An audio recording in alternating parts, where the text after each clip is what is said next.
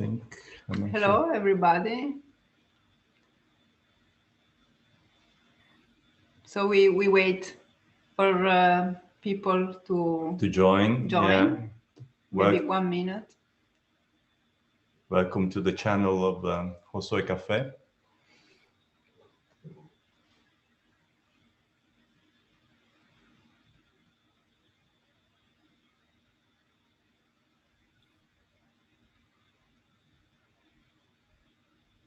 Would you like to say something about Hosoe Caffè in the meantime? Yeah, maybe make just a brief introduction. We are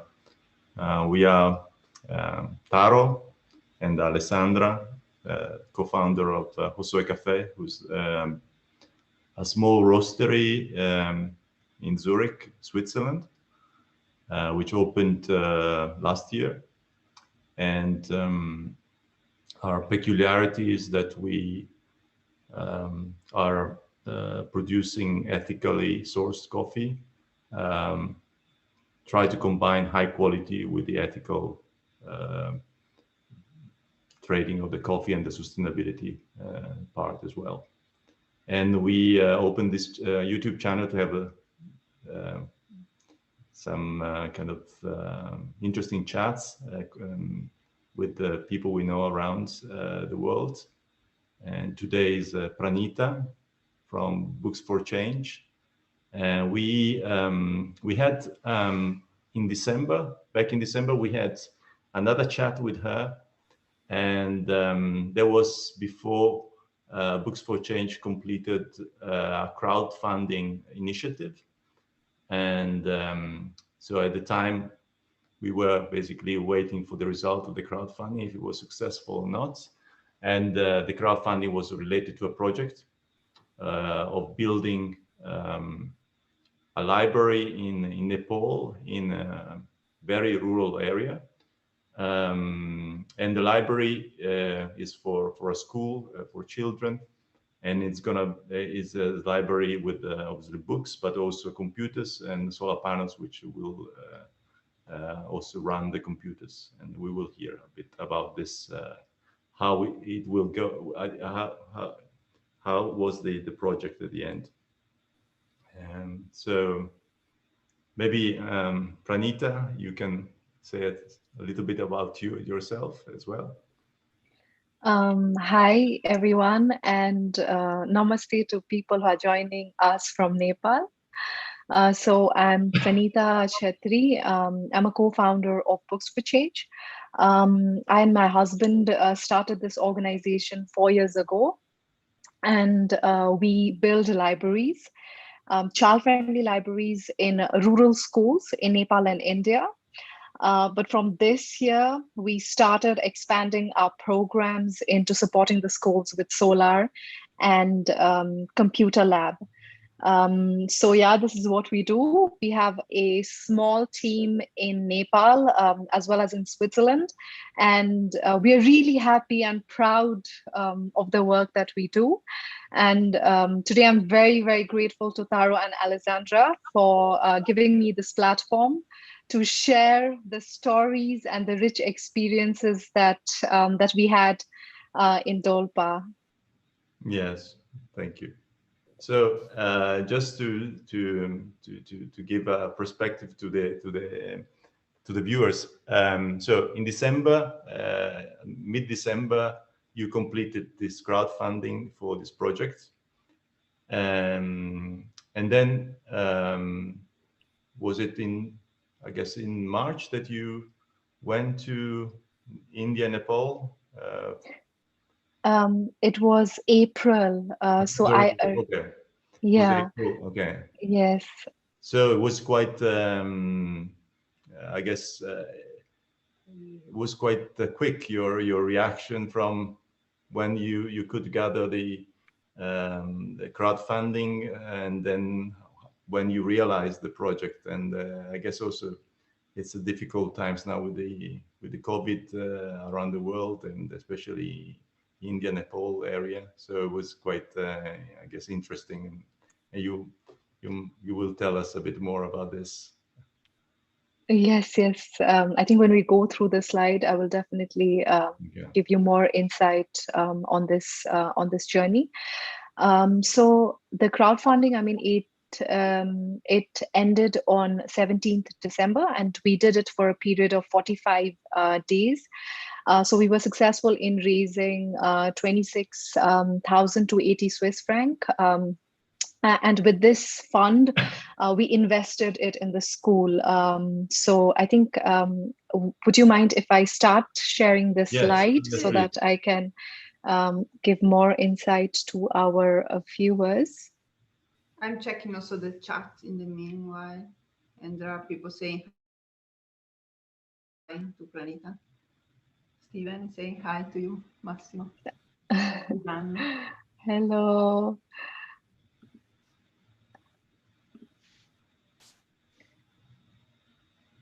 So, so this was our very hectic and chaotic crowdfunding campaign for 45 days. I think it was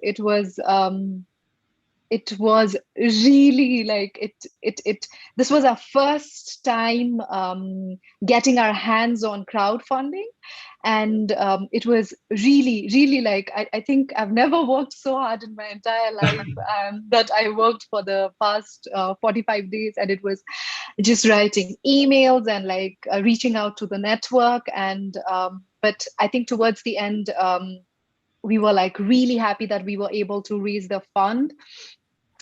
So maybe it's worth explaining that this kind of crowdfunding, basically, if you don't achieve what was your objective of your monetary objective, basically the funds are returned to the donors.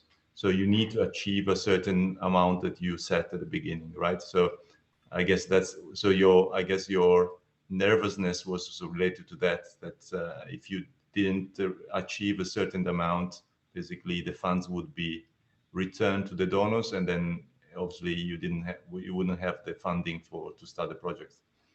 yes, exactly. I think we didn't go by GoFundMe, but I think We Make It is very popular in Switzerland. And one of the criteria is if you do not reach the target, it goes back to the donors.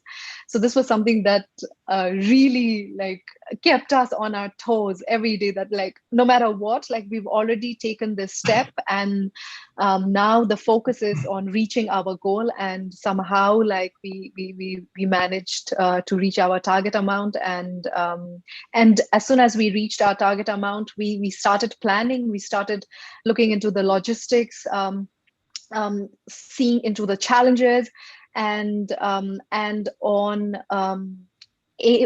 March, my team like in Nepal took a trip to the school just to find out like, okay, like on what aspects do we have to prepare more. So they took that road journey to the school, and then they were more prepared about, okay, we took like 2,500 kgs of education materials, so wood, books on that journey. So I mean, with that, if you're taking this amount of materials, like there has to be like different logistic challenges. Like we were traveling together on a team, so like what are the aspects that should be followed, like where do we stay, so lodging, logistics, so everything had to be planned well. Yeah. So I think this really helped us when our team took this trip to the school, and then it helped us to plan better, I would say. So I'd like to go to the next slide. So just to give you a brief perspective, I have been living in Switzerland for the past 2 years. My husband is a Swiss. So from Switzerland to Nepal, it's like 6,733 kilometers. This is by air travel distance. And from Kathmandu to Dolpa is 900 kilometers journey. So this was the journey that I took, and from Kathmandu to Dolpa, this was the journey that the team took to achieve our project. And it's not just like an easy, smooth, paved road journey. It was bumpy, hilly, but I think overall we had a really great time. So I'm going to go to the next slide. So our project team, I'd like to introduce you all to the team. So from left to right, we have the two photographers there who shot amazing pictures, video of our project. We have artist Jenny Kale, and I'm there. We have like two members from our Books for Change team, Anuji and Nirajanji, and we have like artist Bijenji. So just to introduce you our team. Anu Tapa, is that the pronunciation? He is sending love from Nepal, watching now. Great. Hello. So this was the 900 kilometers. I mean, we traveled from Kathmandu to Dolpa to reach our partner school. So our partner school is Shri Prakash Basic School. It's the roof, the blue colored and the green colored roof that you can see it. It's a bird's eye view from there. And this was the school that we reached. The school has 270 children and 7 teachers. The school is up to grade 8. Yeah.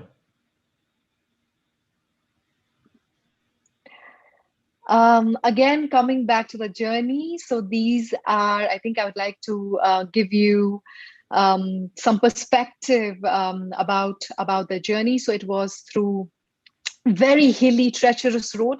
And this entire journey, we had to, a river constantly followed us. So a slip, a fall, I mean, things could have gone wrong, but I think it's also like, I would also give a big, I think I trust the drivers in the mountain region in Nepal, I think. I tried actually. When you told me about Dolpa, I put it in Google Maps and I tried to make a route from Kathmandu to Dolpa, and obviously Google returned me a message saying there's no route from Kathmandu to Dolpa. Yes, exactly. I think it's like during monsoon season, it's impossible to travel this route. So you have like 2 ways to reach the school, either by road or by flight. So the flight has its own challenges due to weather conditions. It will not fly for many days, and the road has its own challenges. We took up traveling by road because I think it was important for us to make sure that we reach there on time, depending upon our planning, because if in case the flight is not going ahead, we will just be stuck in Kathmandu and wait for the plane to fly. So that was not, that was out of our plan. We thought like, okay, let's stick to the road journey and go by road journey. So it took us 5 days to reach the school. The reason why 5 days, it's because of the road and also because of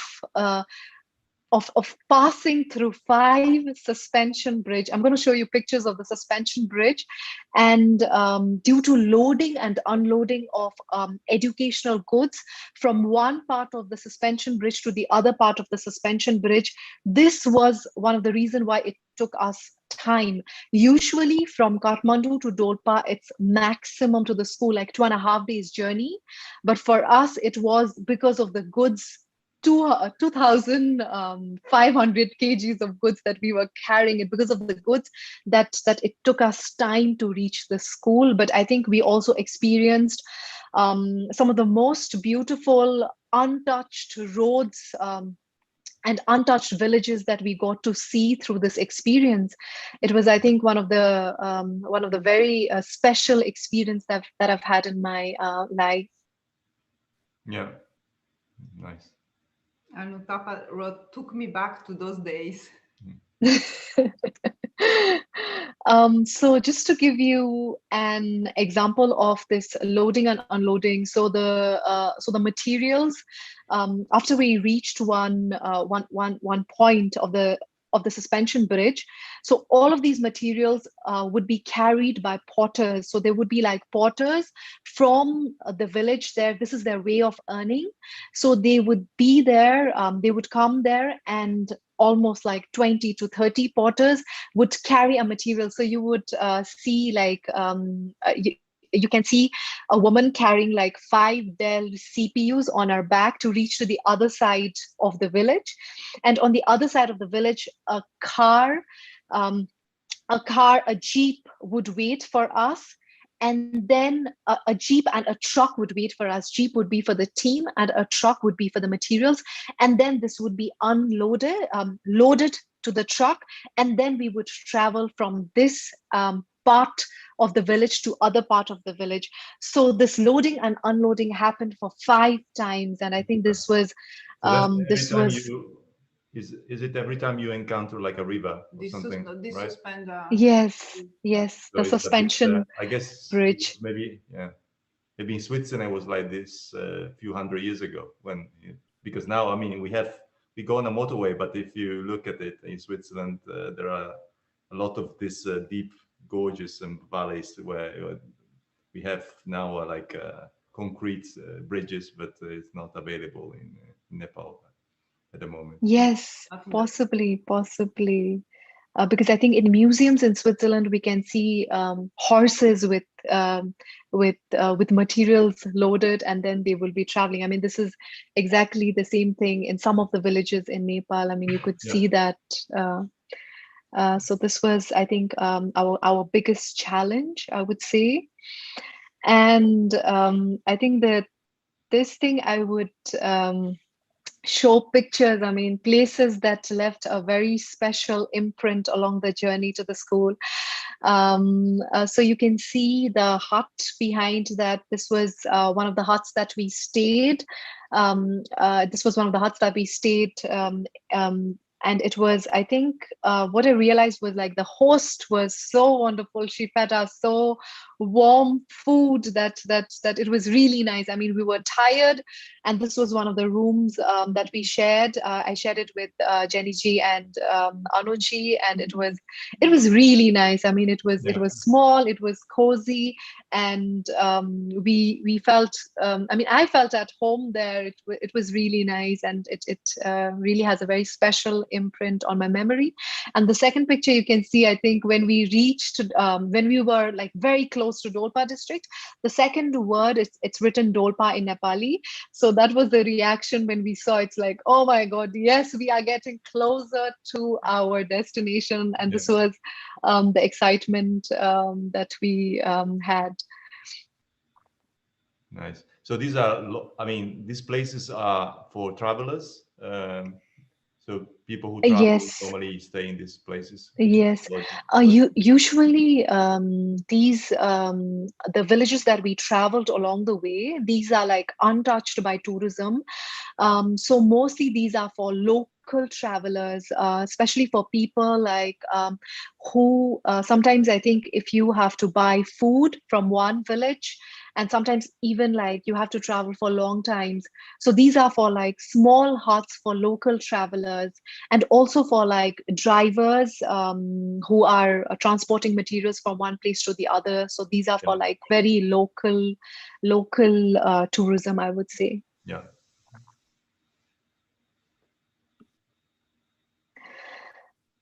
So we have reached to the last phase of the journey to our partner school in Dolpa. So after crossing like this paved roads, suspension bridge, we finally reached the last phase of the journey. So the last phase of the journey was very special.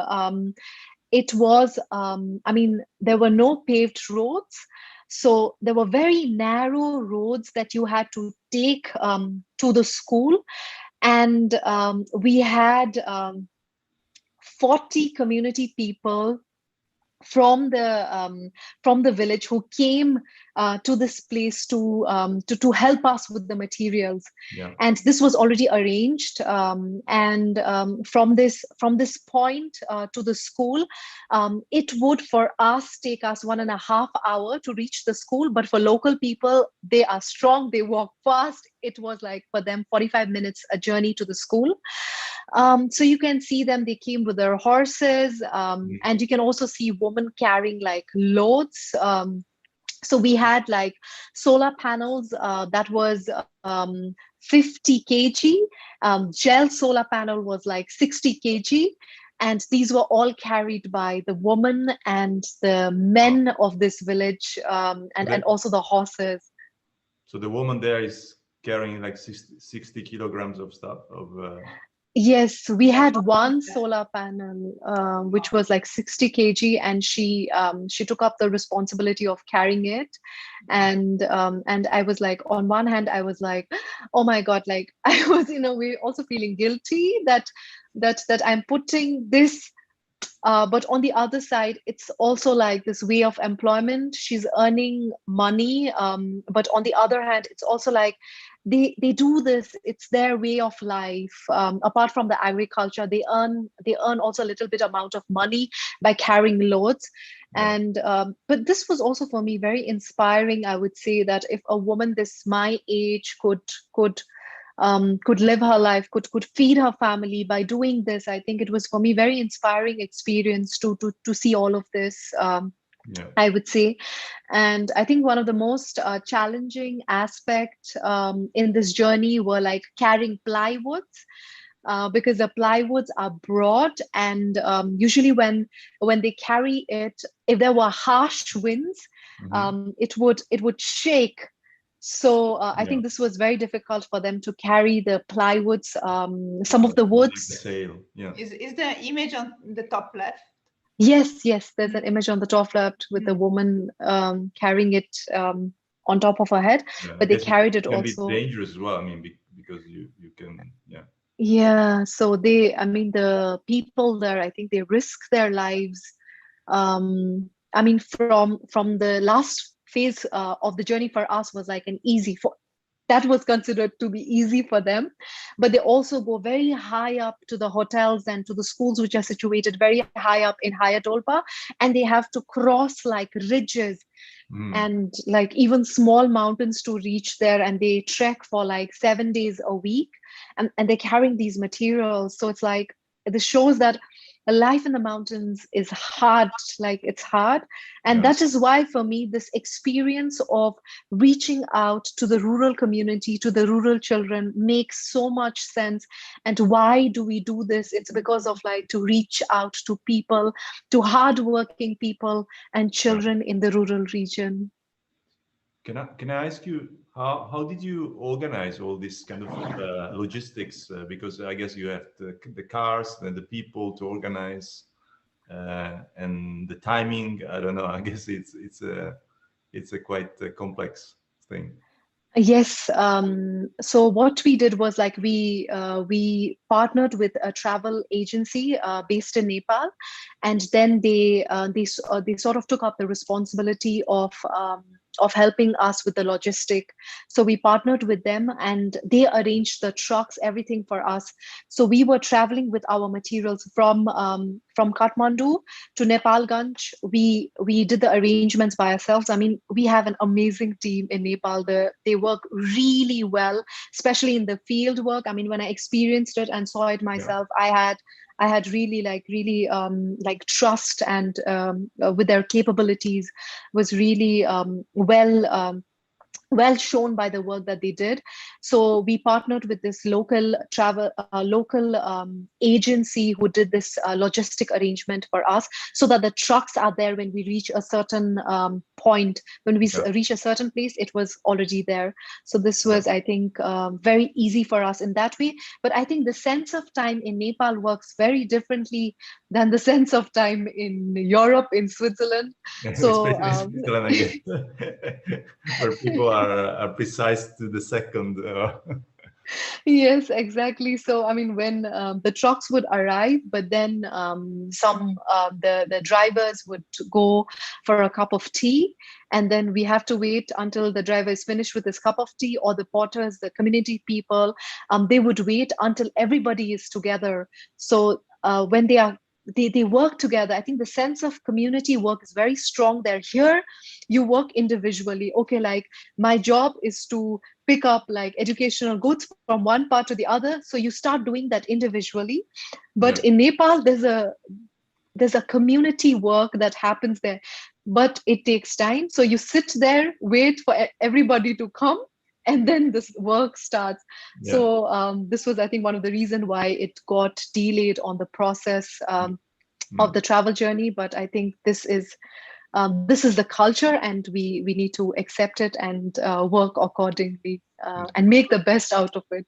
Yeah.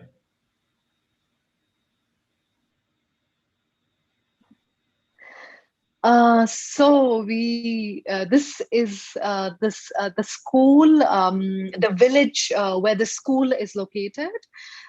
This village is located at an altitude of 2,600 meters, and it comprises of 230 houses. And it gives education to so the children from this village go to our partner school. So the school is located in the center of this village. So this village is at this slope, located at a slope, and you can see it's like very traditionally built houses. This was, I think, one of the things that was very special about it. And I think there were many things special about this community. I think this was one of the most welcoming communities that we've worked, I would say. They really welcomed us. And the other thing is, although this village is located at an altitude of like 2,600 meters, the soil was very fertile.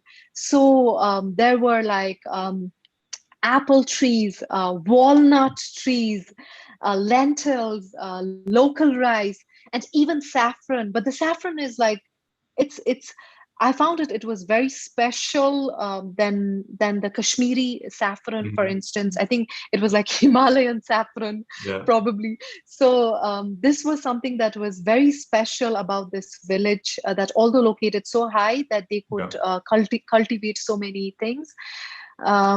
So the major, I think, employment in this village is agriculture, and like also doing a lot of like porter works for different hotels, schools, and yeah. We have a question from Massimo Dell'Anna. He's asking, Pranita, why did you choose Dolpa region for this big effort? What about an helicopter to move staff? Could it be extremely expensive for your project? Yes, thank you so much for the great question. I mean, this was something that we had thought about it, but it was, I think, beyond our budget. I would say we looked into the logistics of the helicopter, and we thought, I think it was also, I would say, that we really wanted to also see how can we reach Dolpa by road. I think it was also important for us, and since our team had already traveled to the school in March, this gave us more confidence that okay, they traveled, they saw this is what we have to do. Our logistic plan was at place, and this gave us more confidence to go ahead. But I think possibly when we build a school someday, then maybe we will have enough budget to have like a helicopter dropping materials. And for the communication with the local people, you speak the same language with them? Yes, they speak Nepali, but they also had a very special regional dialect. So when they were speaking at the beginning, I was like, I could not understand them because of the dialect was so special. And when they spoke, it was like hearing a song. It was so beautiful for me, this regional dialect. It was very special. And but later on, slowly, like, okay, I understood what they were trying to say. And it was also interesting that they could switch between their regional dialect and Nepali. So when they spoke with their families and the community, it was the regional dialect. And when they spoke with us, it was the Nepali language that they tried to speak. Yes. Because you are from India, but I guess in your region in Darjeeling, they speak Nepali, right? Yes, I'm from Darjeeling, and my mother tongue is Nepali. So in Darjeeling, we speak Nepali, and also like my grandfather is from Nepal. So I spent my childhood in Nepal, in eastern Nepal, and I think it's also one of the reasons why I'm so close to Nepal. And there are so many, I think, beautiful events that happened in my life in Nepal that it became such a special country that I would like to, I think, support or do whatever I can till I live. So I would like to show you a picture of this community meeting. Before starting our work, I think it becomes so important for us just to introduce ourselves, introduce our work, and also hear from the community, because I think as an organization, it's important not just to say this is what we do, but really listen to the community and also in a way like understand the task. Okay, like this is what we have to do, and this is what we expect from the school and the community. So for example, when we work in the library, we require teachers to do the book coding. We train the teachers and we explain them here in the community that please, when we do the training, we expect you to be there, and we hope that you can help us. And this is not just a work that we do it single-handedly. We want to collaborate with you. We want to work hand in hand with you, and this will lead to the sustainability of the program. And I mean, it's important that they take up ownership, and we try to do that. I think we stayed in this region for 22 days, and in this 22 days, we had so many different meetings, and this was something I think I really enjoyed, like just by listening to them and seeing how we can work together. Yeah. How was the temperature? I see. I mean, everybody outside is a nice warm temperature. Was it? I mean, it's quite high up because it's 2,600 meters, right? It's high up. Yes. So I think I would say the maximum would be like 10 degrees, but the weather was like very harsh, I would say. There would be suddenly sunlight, and then there would be like harsh winds where you can even see like the clothes flying away, harsh winds coming, and then all of a sudden it would be cold. So it was like the sunlight was also very strong sunlight, I would say. Like, I mean, none of our sunscreen worked there. so it was also really, it was like harsh sunlight, harsh wind, and in the evening it was cold. So it would not go to minus, I would say, but it would at least be like 2 or 3 degrees Celsius. We would sit near the fire and warm ourselves and wear warm clothes, especially in the evening.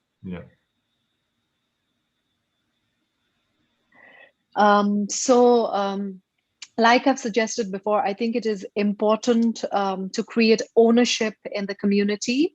And the furniture that you will see in the library, in the computer lab, it is all created in this village and made by these young gentlemen who are creating these furnitures.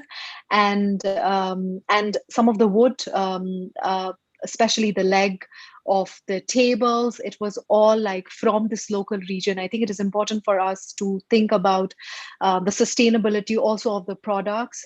So we made sure that we buy it from the region and we make it there. And all of the carpenters had their children studying in this school. So it was for them, like when they create these these furniture, and it's also like a sense of pride for their community, for the school that the children are studying. So so this also creates a lot of ownership, I would say, and everything that you see in the furniture, it is created in the school ground itself, and it was designed by our team. Nice.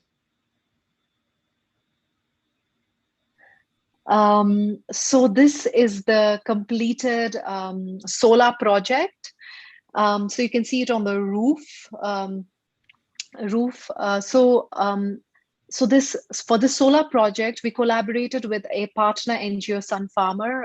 They're a non-profit organization based in Kathmandu, and we buy the solar panel for them. And they also sent a solar technician to the school. So we were like 7 of us team and 1 solar technician who came with us to the school.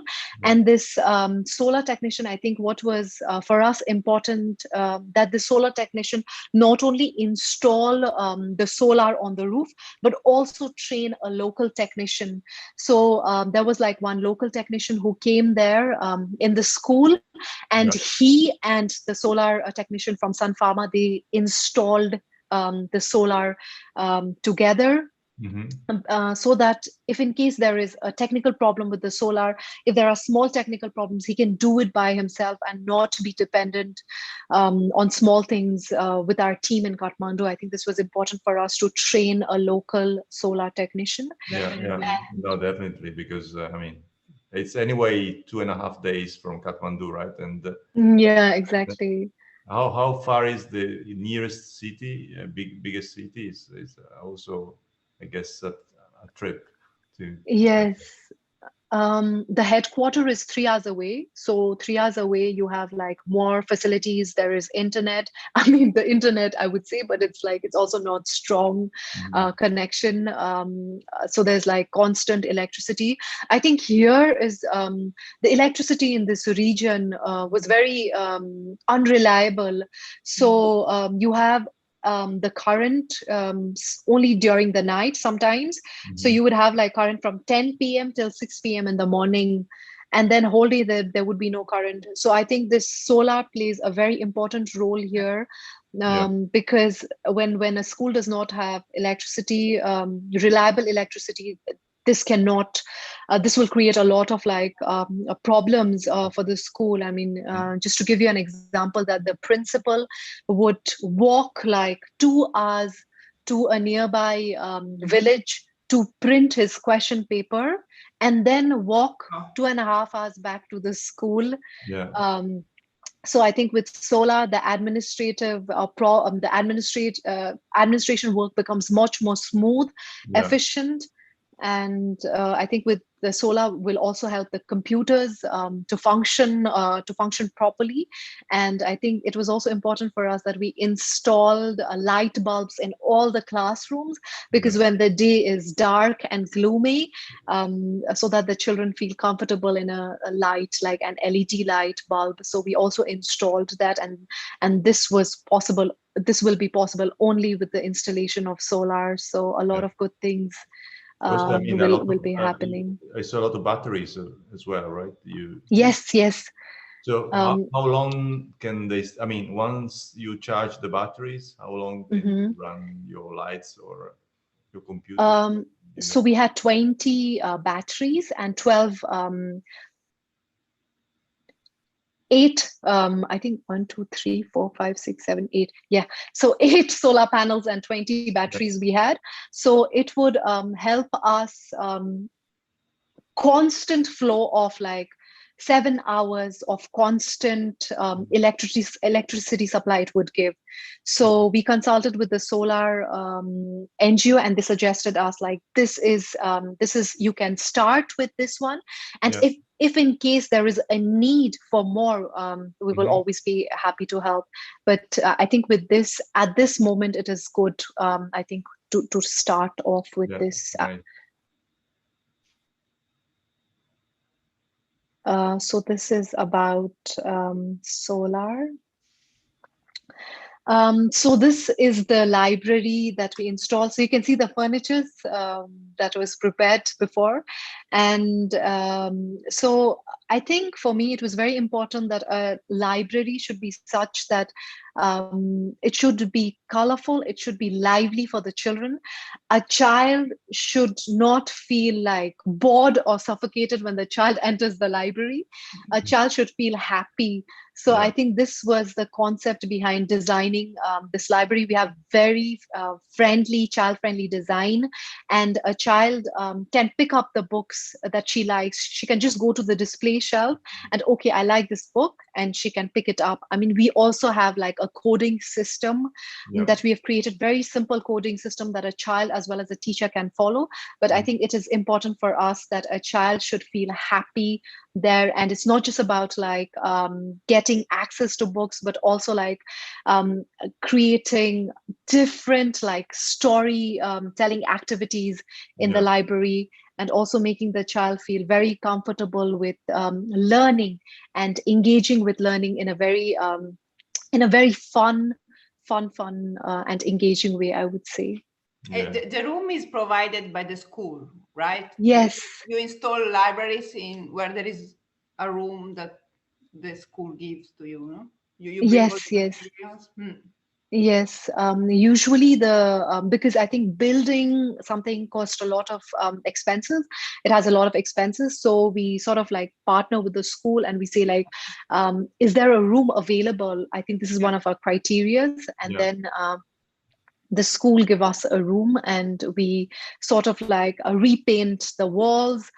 We provide the furniture, we provide carpets, this cushion, and this time there was also a roof. So we had two rooms, library and computer.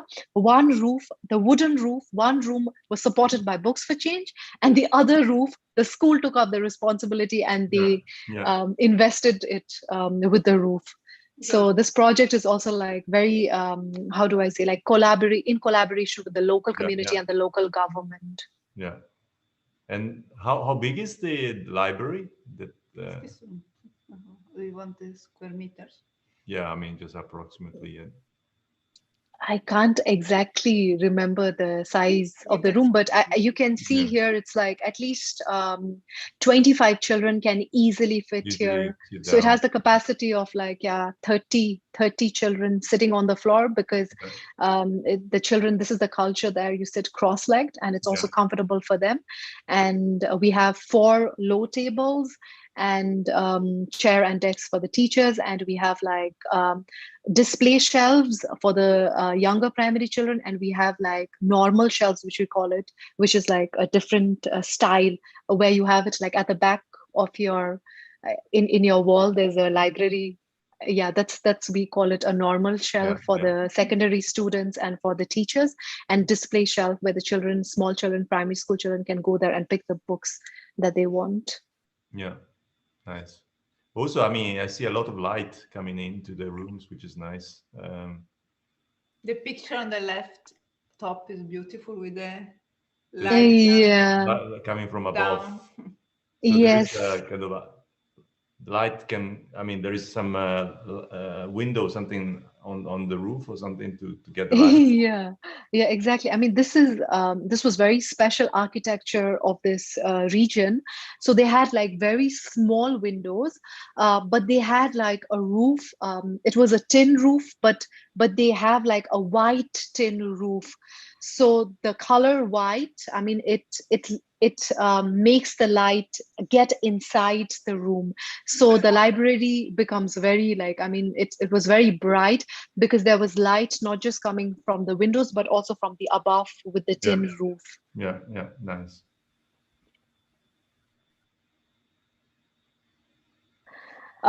So this is the mural in the library, and we dedicated this mural to the community people and also to the children in the school. So this mural was, I think, when we traveled this region, I think this was an idea that was presented to me by the team, that why don't we sort of dedicate and tribute this library mural to the community people, because they were the ones who carried our materials, like our educational goods and materials to the school. And on one side of the mural is dedicated to the community people who brought these materials, and on the other side is a children reading. And this children reading a book, it also represents hope. It represents like a change that will take place in Dolpa in the coming years. And on the other side is like when a community member comes to the library, you will feel proud that I was the one who brought this materials to the school. It's also to bring that sense of pride, but also maybe like 10 years down the line that things will change and there will be like roads going up to the school. And in such a situation, it's also like the sense of nostalgia for the community that this was what it was like 10 years ago or 5 years ago. So it has a lot of, I would say, depth to the mural.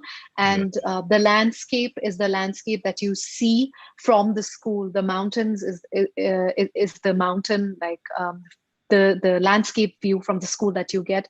So the children, I think they really were happy about the mural, both the school and the community, and they always wanted to see what they are painting. And this entire, I think, like bringing the artist in the school also gives a new perspective for the children, because I mean, children, when they draw, they're also in a way like limited. They just draw very simple because of the access with what they have. But when you have artists drawing there with different colors, I think it opens up a new world for them, and it also like enriches our work. So it's a surface that is not limited to a small piece of paper. The idea that you can draw a big in it. I remember that there is always a mural in your libraries, right? Yes. Is the characteristic to give color, and usually the theme is to like based on some, to give some inspirations. I remember, no, in each of your libraries there is. Which number is this library? This is our 21st library. Wow. Okay. Wow. Yes, we completed our 21st library with this one. And every library has a mural theme. We've dedicated the murals to women achievers. So we had like Meera Rai, woman athlete. We wanted to inspire children to think that, okay, just because you're a girl, that you're not limited to your household, that there are things that you can achieve. So we dedicated to many women leaders. Pasangla Musharpa, I think the first woman who climbed Everest. And we did a lot of like murals dedicating it to women leaders. And then we also painted murals with a children's book theme. So we started with children's book theme just to bring a little bit color and life in the library. And then slowly we shifted, okay, like there's more that you can do. You can add depth, you can add values to the mural. And it changes now with every library that we build. We do this mind-storming session, and we sit down and then also like engagement with the community also helps us to bring a new perspective to the mural now. Yeah, nice. Anna Tharpa says, as far as I remember, the library room size is 7 for 5.5 meter. Okay. So like 35 square meter. There's a comment, I think maybe it's Nepali. Yeah, there is a comment. I think it's Nepalese. I cannot read it. You can read it. Yes, oh, Duk, Mam, and Nana. I don't know. If you understand. Yes, maybe I think once our video gets completed, the call, I'll go through the section. I think we have a lot of Nepali people joining us. So that's really nice. It's cool, yeah. Nice. So this is like the solar-powered computer lab, what you are seeing on screen. So we supported 20 computers. First thing, I think it's a wonder that we were able to transport these computers without breakage. Not even one computer's got broke. So it's a wonder how we managed it. So earlier on, like this every government school in Nepal has like computer education. But many of the rural schools in Nepal, they do not have access to computers. So they only teach theoretical skills. So this is how a computer looks like. This is a mouse. This is a CPU. So this was how it was going here. But then to sort of like make it practical for the children, I think it was altogether a very different experience, both for the children. Yes, both for the children as well as for the teacher, because I think they were learning now to use computers, not just with books, but also like doing it themselves. Yeah. I think it was very, very special to see that. Is the operating system is in Nepali, the computer, or is it in English? I think we installed in Nepali, if I'm not wrong. Yeah. But even if it is in English, the teacher understands and follows English. So this is I think it would not be a problem. The other thing I think that is good here in this computer lab was like we also have a projector, so the children can also learn like audio visually, so through films and through movies. So we also give access to that the children can also sit in the computer lab and have access to audiovisual. Yeah. Also the computer room I see is all colorful. Yes, we also like colored it green. I think this is our signature wall now. So we started coloring our library green just to make it more alive. And also the furnitures, I think it was very interesting that this was our first time designing the computer furniture, because earlier we had experience with library. We know exactly how we do it with the library, but I think the computer room, it was our first time. And the artist Bijenji, the one who is painting, is also a very skilled hand worker. So he was the one who sort of like, okay, this he came up with different drawings and he showed it to us, and then it was like, yes, we can go ahead with this. But we had already bought the plywood, the colors, everything. We had bought it from Kathmandu, and the designing took place in earlier as well. They had shown it to us, but it actually like really the design really went well once we reached the school and once we saw the room and we measured the walls, and then he was the one who sort of like helped us with the design, and then the local carpenters were ready to follow any rule and do how we asked them. So yeah. This was the computer lab that we built. And this was, I think, the story telling session that we conducted for primary school from kindergarten to class 2. So these read aloud sessions, I think it's really great just to, you have this direct communication with the students. You see their reaction, and this is also like very good for like cognitive, socio-emotional developmental skills, and also reading skills for the children. But for me, I think why did I personally like participate in this? I mean, I really enjoy doing this, but also for me, it was to understand the reading level of the students. Are they able to follow what they are reading? And I think it was, I was very impressed that in Nepali, in their mother tongue, that the children can read. So this was for me very, very impressive. And it was also like, I mean, we've worked with different schools, and some of the schools we really have to work hard to improve their reading level. And this school, they were on a certain level. So this also gave me a lot of like confidence about how our library would be used well later on.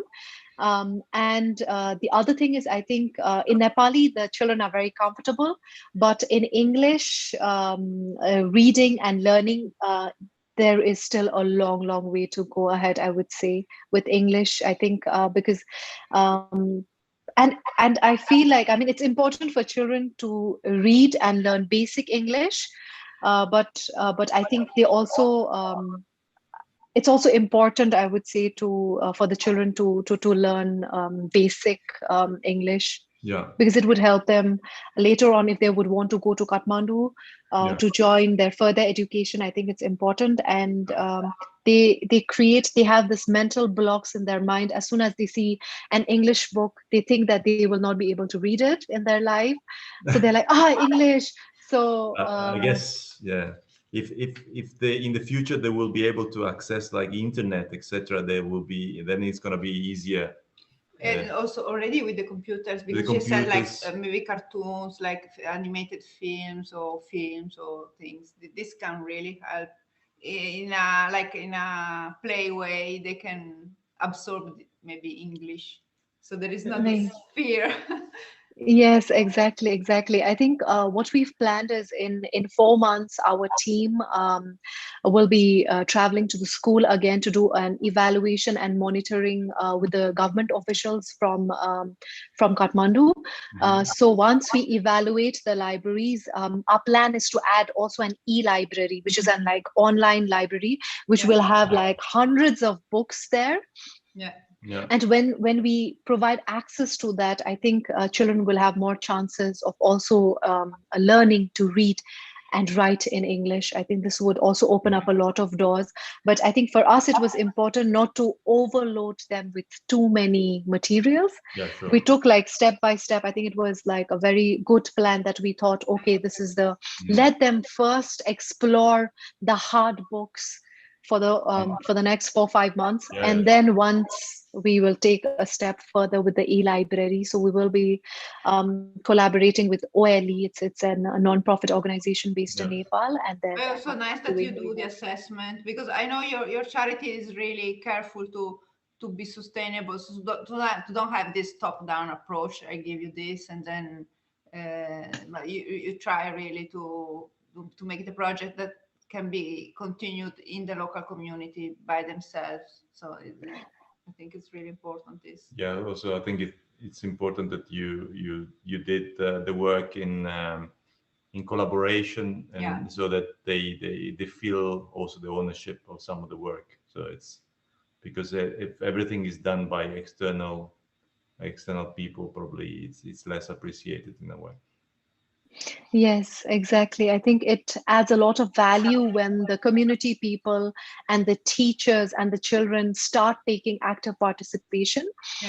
So what we did was we have a library, computer, and solar. So once we leave, the question was like, how is it going to sustain itself? And this was a question that we thought about it, and then we thought that, okay, let us create a committee. So in this committee, there are 3 students from grade 8. We have like 2 teachers. We have one from school management committee and one from parents teacher association. So we have like 7 members in this committee who will take care of the library, solar, and computer if in case that the books are like torn, if they want new books. So how will it be financially run would be this committee will have its bank account, and the teachers will contribute yearly 1,000 Nepali rupees per year. They would be contributing it for it to run sustainably. And the other aspect is what we did was like the money. Yes. Yeah. And if in case the money will be collected from the teacher's donation, so per teacher would be like 1,000. And then if in case there is like higher maintenance costs, like for example with computer, a CPU is breaking down, so and then they have to travel the computers, or a technician has to be called to this village from a nearby district. So in such a case, due to like high maintenance costs, what was the question? I think that this was also one of the questions that we discussed. And in such situation, we had like a local political leader who was also a part of this meeting, and he said like the rural government will step in. In fact, like this project, 11.5% of this project cost is also supported by the local government, the rural government. So Nepal is right now a federal system. So you have like rural government also has some amount of money for different purposes, for education, for health. So this, I think some amount will be utilized for the active running of the library, computer, and solar. So it's beautiful. This project is there is a synergy from all the stakeholders. Yes, I think it was important for us to reach to this level, and I think when we sent our team beforehand on March, I think this was the time that they made a very good connection with the local leaders, the government, the people, and it showed in the work and also with the impacts that we did.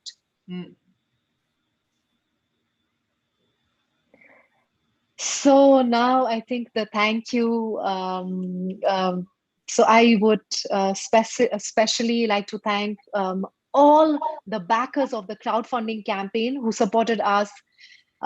So we had registered 48 backers, and also there were other backers who registered anonymously. So we had together we had 54 backers who supported us in the campaign, in the crowdfunding campaign. So thank you so much. I think it is because of you that we were able to create this impact, reach this rural community, and thank you for your support and belief in our work. I think this is a big thank you, not just from me, the team, but also from the children, the community in Dolpa. So I would also like to share the final picture. So I think if people who are if there are new people who have joined us today, so if you would want to know more information about our work, what we do, so there's a website there, and you can also write to me if there's anything that you would want to know, or if you have any interest about social work, anything. I think I am just a message, an email away. So our website email address is there. So I will also put it in the description of the video, so people can find it easily. Great. I would like also to remember that Pranita is also an author of books for children, and her beautiful books are, you can find them also in the website. Thank you so much. So I think today we would also like to show the video. I think it's also important that we've worked really hard for our project video, and we are so proud. So we are really looking forward to share this video with you, and we hope that you enjoy this project video. I'm going to share the video now. We saw it. Is beautiful. It's few minutes, but I think the video gives really the feeling of the journey. Yes, I think it was. Just give me a minute with I'm just going to exit. So I'm done. So this video, I think we had very amazing videographers who joined us, very young. Both of them are in their early 20s, and I think they've done an amazing job. So I think if you guys, Bishalji and Bijayji, if you guys are online, please be proud of what you have done. So I'm going to start. Just give me a minute. Sorry, I need to.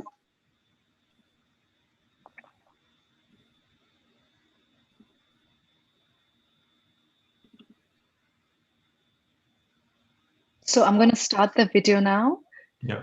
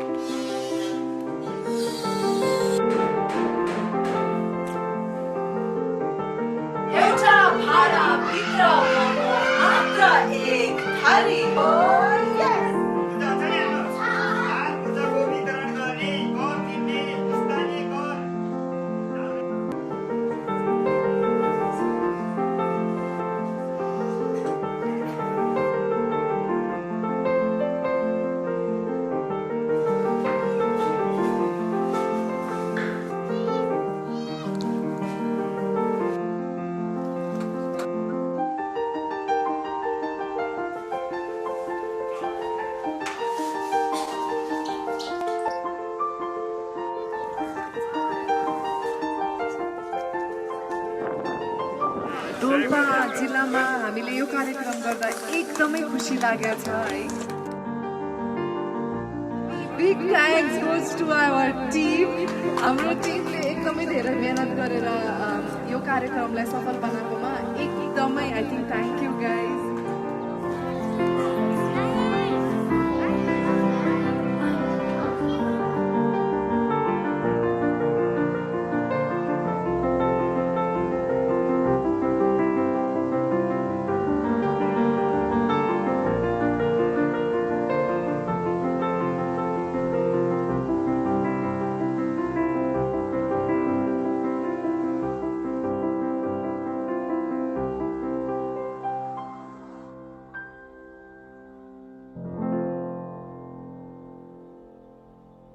Fantastic. Yeah, mainly the people in the chat are thanking you. Giancarlo Carriero, Som, Taman, Tin, Lazi. Everybody in the chat is thanking you. I think it's so special. I think this work, I think this trip really transformed me as a person, and also I felt that our team has such a big capacity, and also like Anuji and Neerajanji, I think like they really outstood all of my expectations, and how we were able to work together in a team and achieve this work. I think I just want to say that our team back home, very, very proud of each one of you. And yes, I think hopefully maybe in 2-3 years we'll go into building sustainable schools and yeah. So you already have some project in mind for the future? At the moment, I think we have like few libraries are coming up. We also have lesson plans. I think what we realized was that for a library to function properly, you need to have like very good and effective lesson plans for the teachers to follow that and do it in the library. So we are also like working with now different experts, advisors, and we will be publishing, I think hopefully by the end of this year or next year, beginning a book on lesson plans, creative storytelling lesson plans based on, I think, creative thinking, and also very simple, like how to read, how do you read aloud a book to the students, or also like maybe climate. So I think right now we are in a brainstorming session. At the moment, we are working on it. So this is our plan. And maybe I think I cannot, I think it may be too early to say right now, but I think building a green, sustainable school made out of maybe hemp or rammed earth, or I think that would also be interesting for us to go into this direction. I think to build a school in a very rural region, I think this would be this something, when I think about it, it just like excites me with so much energy, and maybe hopefully we will start working on it, planning it, and see how we can raise funds and achieve that goal maybe we someday. In December, the why is so important to have education in these rural places, how one educated child can raise the whole family, sometimes out of team. Yes. I wanted to go back to the question that maybe we didn't answer before. How do you choose the places, the schools where to put the library? Okay, so at the beginning, what we do is like we have a certain criteria. So the school has to provide a room, this one, and the other one is like we are also we want to work with schools who have like responsible teachers and principal. I mean, we've had experience of also like not having. So when we work, like we visit many schools, and then depending upon those visits, we select the schools. So we see number one criteria, number of children in the school. Does the school have like enough number of children? How many girls are studying in the school? This is also important for us. The second thing is like responsible teachers. and the school should give us a room. So there is a certain criteria that the school has to follow, and then we go ahead with a decision. But before making a decision, we make sure that our team is visiting the school there firsthand, having a meeting with the community. And now, like, what we also do is, like, at least 10% of the support should also come from the rural government. So if they are willing to do that, okay, then we are happy to also do our part, because this shows that the long-term impact can happen if there's a collaboration. So we have like a certain criteria. Earlier we started, like, we used to search the school earlier, but now the school, like, we have so many school like writing to us, like, we want a library, we want a library. So I think once we receive a proposal, a very short proposal with the details of the school, our team goes and visit the schools. So Dolpa was special because I think Dolpa was a dream to reach Dolpa, because it was like one of the most rural region. So we searched the school in Dolpa. So our team we collaborated with an organization who was working in Dolpa, and then they gave us a list of the school names. And when our team visited the school, they realized that, okay, the criteria is matched. Yeah. And then we decided to go ahead with the school. Nice. So yeah, we might in another video we might maybe do a follow-up when you have more news or more interesting ideas of what's going on at the Books for Change. So I think yeah, it's going to be interesting to follow you. And Thank you. Yeah, I hope everybody enjoyed. Yeah, I know, right. I took so much pride to be part of this video, sending a lot of love. Thank you so much for such a beautiful presentation. Thank you. I think the team from Nepal are constantly watching, so I just wanted to say hello to the team. I think Jenny ji, Vijendra ji, Anu, Nirajan ji. To everybody in Nepal. we hope to come once. Yes, we would like to go once. To visit, yeah. I think that would be really good to sort of take you together to Nepal to visit one of our school. I think that would be really nice. And I think one thing is, I also want to mention that my husband, I think he's like the backbone. He's always like behind. He's constantly supporting, and I just want to also thank him for just believing in me that I decide to go to Dolpa, and then like he supports it wholeheartedly, and it's so important for me to also thank my husband for like just being the backbone of me and the organization. And I think nothing would be impossible without the team here in Switzerland, as well as the team in Nepal. So yes, I would like to end with this. And thank you to both of you. No, thank you. For Thank this you. platform. Yeah. It was a pleasure to do this. Okay. So, thank you, everybody. Thank you, everybody. And I think we'll close here our connection. Thank you. Bye. See you next time. Bye. Bye. Bye.